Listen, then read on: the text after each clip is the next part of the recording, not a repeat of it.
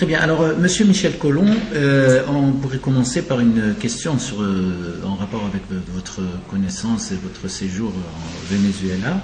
Vous avez voyagé au Venezuela et rencontré le feu président Chavez, de hauts responsables, mais aussi des acteurs et des militants locaux de la révolution bolivarienne. Alors, qu'est-ce qui vous a semblé majeur dans les conditions pour faire naître et éventuellement contribuer à rendre irréversible une voie de développement souverain et donc indépendant du capitalisme? Irréversible, personne ne peut le garantir. Vous allez toujours heurter des intérêts qui ne vont pas dire « bon, on a perdu, on vous laisse ». Forcément, si on est dans une bataille mondiale des 1% contre les 99%, ces gens-là, l'élite qui domine le monde, ne va pas dire « bon, on a terminé, on renonce ». Donc ça ne peut pas être irréversible.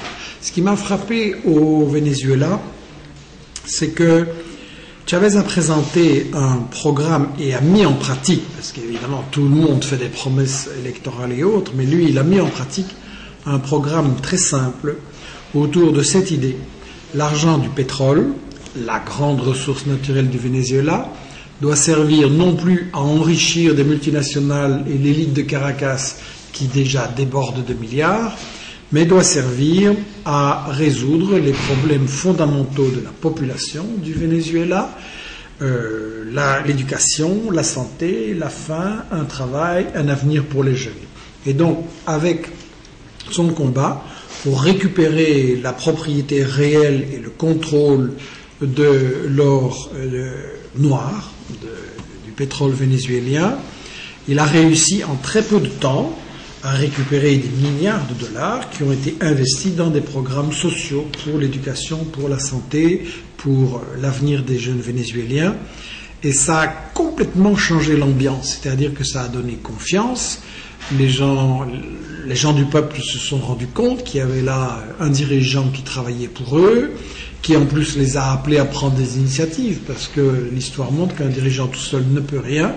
Et donc il a déclenché un véritable mouvement populaire avec une très très forte politisation dans le bon sens du mot, une très forte conscientisation des enjeux, que la bataille économique, sociale, c'est l'affaire de tout le monde, qu'il faut intervenir pour défendre ses intérêts, pour changer la société. Et ça, à mon avis, c'est majeur. Alors on ne peut pas copier un pays, mais chaque pays doit résoudre ses problèmes spécifiques, mais je crois que c'était quand même un exemple encourageant et un exemple très éclairant sur ce qu'il faut pour changer la situation dans les pays du Sud, dans les colonies, on va dire. Très bien. Puisqu'on parle justement des pays du Sud, il y a des régions... l'Amérique latine est une région qui a réussi à mettre en œuvre des programmes, des politiques qui font reculer l'impérialisme. Mais dans notre région ici, la région, disons, la région du monde arabe, il se passe des choses depuis 2011, une agressivité accrue, etc. Est-ce qu'on peut dire que les guerres et les manœuvres agressives qui sont menées dans la région par les États-Unis et leurs alliés ont avant tout un soubassement économique? Ça c'est clair. Il n'y a aucune guerre humanitaire, il n'y a aucune guerre de la part des États-Unis, de la France, etc. Toutes les guerres sont des guerres économiques, c'est des guerres pour le fric. Ce sont des guerres pour contrôler le pétrole, le gaz et les routes stratégiques qui permettent d'y avoir accès, ou les routes stratégiques qui permettent d'encercler la Chine et de la couper de ses contacts et de ses sources d'approvisionnement et de ses alliés, qu'ils soient arabes ou africains, etc. Donc tout ça, c'est des guerres économiques pour le fric. On peut le montrer sur chacune des guerres très nombreuses qui sont survenues depuis 20 ans. Y compris en Syrie. Y compris en Syrie. Je sais bien que la Syrie n'est pas elle-même un des plus importants producteurs d'hydrocarbures de la région, mais il faut savoir ceci. Le flic principal des États-Unis pour garder le contrôle du Moyen-Orient, c'est Israël. Israël est chargé de frapper, d'abattre tout pays arabe ou musulman qui résiste à cette dictature des États-Unis sur le pétrole. C'est le flic de quartier. Et évidemment, les États-Unis doivent protéger Israël, qui est quand même un État faible et détesté en intervenant contre tout État qui résisterait et ne se mettrait pas à genoux. Ils l'ont fait avec la Libye, ils ont essayé de le faire au Liban contre le Hezbollah, ils ont massacré les Palestiniens à Gaza, et la Syrie, clairement, est un pays qui résiste. Donc, il y a cette raison-là, briser ceux qui résistent à Israël, et ensuite, il y a d'une part une nappe très importante énergétique en dessous de la Méditerranée, qui est convoitée par Israël, par la Turquie, Chypre, et donc la Syrie aussi aurait droit à une partie de ça. Et enfin, il y a un projet de corridor énergétique, de pipeline du Qatar vers la Méditerranée, et la Syrie est dans le chemin. Donc là, c'est ce que j'appellerais le crime géographique. Et puis, il ne faut pas oublier que la Syrie, c'est une répétition, que s'ils y arrivent, ils s'en prendront au Liban et aux Palestiniens, et puis à l'Iran. Donc maintenant, dans l'immédiat, ils ont été obligés un peu de reculer à cause de la résistance du peuple syrien, à cause du fait que le rapport de force dans le monde a évolué, que les Russes et les Chinois, après s'être fait arnaquer dans le cas de la Libye, ont dit bon, maintenant, droit de veto, vous n'allez pas comme ça pouvoir détruire tous les pays qui vous déplaisent. Et donc le rapport de force mondial a beaucoup changé, ce qui a à voir aussi avec les difficultés économiques croissantes des États-Unis. C'est une économie en faillite, c'est un État en faillite qui essaye de faire payer ses guerres par les autres, mais ça marche de moins en moins. Donc ça a à voir aussi avec le déclin des États-Unis, qui est une bonne chose pour les peuples, parce que les États-Unis, en gendarmes du monde, venant renverser ou attaquer ou assassiner tout dirigeant d'un pays du tiers-monde qui essayait de faire le bien de son peuple et d'échapper aux multinationales, les États-Unis en gendarmes du monde, c'était un très très grand danger. Il n'est pas disparu, mais ils ont de plus en plus de mal à le faire. Très bien. Alors, moi, je voudrais vous poser une question maintenant sur les perspectives disons, de sortie du sous-développement de cette vaste zone qui est celle des pays du Sud et qui est toujours confronté à cette problématique de sortie du sous-développement, de s'arracher à la dépendance du centre capitaliste. Est-ce que la voie de sortie, parce qu'il y a un verrou là, le verrou c'est l'impérialisme, est-ce que la voie de sortie passe d'abord par une coopération sud-sud affranchie des rapports de domination? Vous voyez un petit peu ma question, elle est en rapport avec l'appréciation que vous pouvez porter sur le phénomène des BRICS. C'est très clair. Qu'est-ce qu'ils apportent? Je pense que la voie de sortie, elle passe par plusieurs choses. D'abord, elle passe par le fait que dans chacun de ces pays se renforce la tendance à la souveraineté. Il faut d'abord qu'il y ait des forces politiques et sociales qui décident, voilà, nos richesses, c'est à nous, c'est pas aux puissances étrangères, elles doivent servir à nous, à notre propre développement. Après, vous avez dans ces pays des forces qui sont plus de l'élite locale ou qui sont plus des forces populaires, et chacun va tirer un peu dans son sens, mais l'important c'est de affirmer la souveraineté de ces pays et la souveraineté sur les richesses. Après, il est clair qu'un pays du Sud ne peut pas s'en sortir tout seul, exception faite peut-être de la Chine qui a une telle taille, une telle masse et aussi une telle clarté dans sa vision, dans l'économie qu'elle veut, et elle peut imposer ses conditions même multinationales des États-Unis et de l'Europe, mais la Chine c'est un peu exceptionnel. Donc à part ça, je pense que l'avenir est effectivement dans des coopérations régionales. C'est d'ailleurs ce que les États-Unis cherchent absolument à empêcher. L'Amérique latine est en train de former un bloc avec des échanges, un marché commun Mercosur, Bancosur pour financer des projets indépendamment de la dictature de la Banque mondiale et du FMI, l'ALBA pour des projets humanitaires, éducatifs, sociaux pour le développement et le bien-être de la population, Télésur pour avoir une télévision indépendante de CNN et pouvoir parler vraiment aux populations en direct. Donc là, l'Amérique latine montre un magnifique exemple d'intégration dans le respect de la diversité.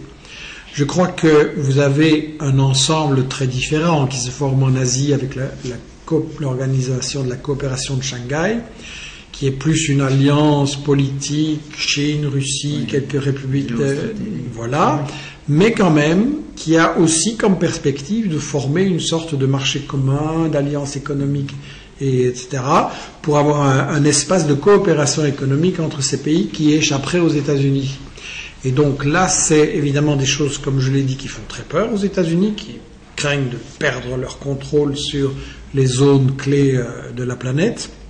Et il est clair que le même défi se pose au monde arabe et à l'Afrique. Il faut absolument constituer des ensembles régionaux qui, on sait bien qu'il y a de là des régimes très divers et pas forcément tous recommandables, mais le grand défi, le plus grand danger pour le moment, c'est que les États-Unis puissent continuer à contrôler des pays comme ils veulent. Et qu'il y ait ce chantage, cette dépendance qui empêche de faire des programmes contre la pauvreté, qui empêche de faire des vrais programmes d'industrialisation, de développement, de modernisation de l'économie, etc. Donc là, je crois que l'Afrique et le monde arabe peuvent très bien voir que si chaque pays est divisé, il ne peut pas arriver à grand-chose dans le rapport des forces internationales, que si un pays essaye de concilier avec l'Empire et de dire bon, on va faire des concessions, on va leur donner une partie de leur richesse. Mais pour les grandes puissances coloniales, c'est jamais assez. Vous leur donnez le doigt, ils vont prendre le bras, ils vont vous prendre tout. Donc il faut absolument chercher une voie indépendante. Et je crois que oui, c'est le défi de l'Afrique et du monde arabe de trouver une forme d'intégration régionale qui permette de développer des expériences. Et on verra alors dans la pratique quelles sont les expériences qui assure le mieux le bien-être des populations. Est-ce qu'on peut dire justement que la bataille pour le nouvel ordre international, est-ce qu'elle est toujours d'actualité, cette bataille, ce thème? Plus que jamais. Le nouvel ordre international, c'est l'idée que les pays du Sud ne sont plus écrasés, ne sont plus des colonies. Ce que, à mon avis, ils sont encore toujours quelque part. Pas tous, mais il y a des pays qui sont carrément des colonies. Ça doit cesser. Je veux dire, l'humanité ne peut plus en rester à un état où New York, Paris, Londres, Bruxelles, et pas toutes les populations, mais quelques banquiers, quelques dirigeants de multinationales, quelques dirigeants de firmes d'armement, quelques dirigeants de grands médias internationaux décident ce qu'on va produire dans tel pays africain, latino, arabe, décide qui va être riche, qui va être pauvre, décide qui on va éventuellement bombarder pour les mettre à genoux. Ça, il faut absolument mettre fin à ça. Donc un nouvel ordre mondial, c'est vital pour que chaque pays puisse se donner les meilleurs dirigeants possibles, puisse élaborer des programmes pour mettre fin à la pauvreté, à la faim, aux maladies. Vous savez, il a été calculé que la Terre pourrait actuellement nourrir facilement 12 milliards de gens. Et nous sommes entre 6 et 7 milliards, et il y a 1 milliard qui crève de faim, et 2 autres milliards qui vont pas très bien et ont vraiment du mal. C'est inimaginable. Je veux dire, la science a fait tellement de progrès, avec Internet on peut faire tout ce qu'on veut, on est de plus en plus capable de réparer le corps humain, de combattre les maladies, d'assurer un développement, d'assurer l'éducation à tout le monde. Et vous avez la moitié de l'humanité qui est encore en train de souffrir pour que 1% de la planète accumule des richesses dont ils ne savent même pas que faire. Donc ça, il est clair qu'un nouvel ordre mondial, une société où il n'y aura plus la guerre, une société où il n'y aura plus cette exploitation, ce pillage des ressources naturelles, ça c'est une urgence vitale. Alors, justement, dans cette bataille pour un nouvel ordre international, la bataille pour un nouvel ordre international de l'information, la bataille de l'information, je dirais même la bataille des idées, elle vous paraît primordiale? Absolument, et je dis pas ça seulement parce que je travaille moi-même comme journaliste et comme écrivain.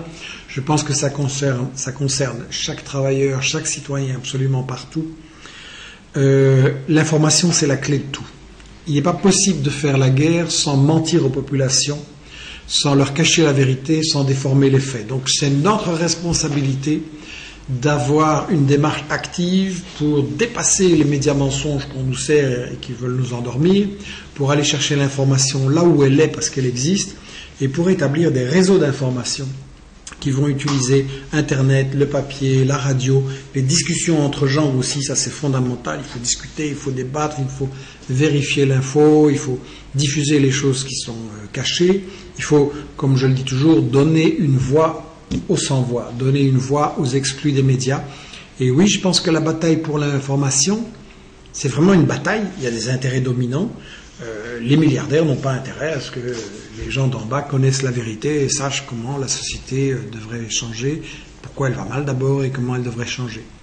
Donc oui, je pense que Pour toute personne qui se bat, que ce soit pour la justice sociale, pour la démocratie, pour la paix, pour la préservation de la nature, pour l'égalité entre les hommes et les femmes, pour un avenir pour les jeunes, je veux dire, tous les combats, ils sont conditionnés par ça. Si vous ne savez pas ce qui se passe, si vous ne savez pas les causes fondamentales de tous ces malheurs, de toutes ces injustices, de toutes ces violences, comment voulez-vous savoir dans quel sens il faut se battre, dans quel sens il faut aller? Donc la bataille pour l'information, pour moi, c'est, comme on a dit, la mère de toutes les batailles, c'est la condition fondamentale de tout progrès social. Très bien. Alors je crois que vous avez déjà une expérience assez riche, assez intense de cette bataille-là, avec investigation. Qu'est-ce qu'on peut dire de cette expérience-là? Est-ce que c'est une presse militante, une presse professionnelle? Disons, quelles sont les leçons qu'on peut tirer de votre expérience pour élargir cette... J'aime pas trop les étiquettes. Je dirais que c'est une presse engagée, mais je dirais que tout journaliste est engagé. Dans un monde où 1% accumule les fortunes et où un homme sur 3 crève de faim, tout journaliste est engagé, il prend parti, il choisit de quoi il parle, il choisit à qui il donne la parole. Donc oui, on est des journalistes engagés. Je pense qu'il doit y en avoir beaucoup plus. Je pense qu'il doit y avoir des journalistes conscients qui essaient de travailler honnêtement et professionnellement. C'est pas parce qu'on est engagé qu'on peut raconter n'importe quoi, qu'on peut exagérer, qu'on peut déformer. Au contraire, la vérité, elle nous suffit. Je veux dire, il suffit d'aller raconter ce qui se passe vraiment, les mécanismes derrière, les structures, les gens qui se cachent pour commettre ces crimes. La vérité suffit largement. Et donc, bon, ça fait une vingtaine d'années que j'écris des livres sur les stratégies de guerre, sur les médias mensonges, sur les rapports Nord-Sud. Ça fait 10 ans, là maintenant, que le site Investigation a été fondé. Ça a commencé tout petit. Et puis, l'intérêt, la curiosité des gens, leur soif d'une info véritable nous ont fait grandir. Donc maintenant, on touche pas mal de gens. On a juste un grand problème économique, c'est qu'évidemment, comme on ne peut avoir aucun soutien avec ce qu'on dit, comme on ne veut pas la publicité, comme on veut que l'info soit gratuite et disponible aussi par les jeunes, par les gens qui n'ont pas de pouvoir d'achat, c'est très important pour nous que ça soit accessible à tout le monde. Donc on a un grand problème économique qu'on essaye de résoudre avec une toute petite équipe basée à Bruxelles, avec un réseau international, avec une quantité de bénévoles qui nous aident pour des articles, des traductions, des diffusions, pour la réalisation de nos livres et de nos films.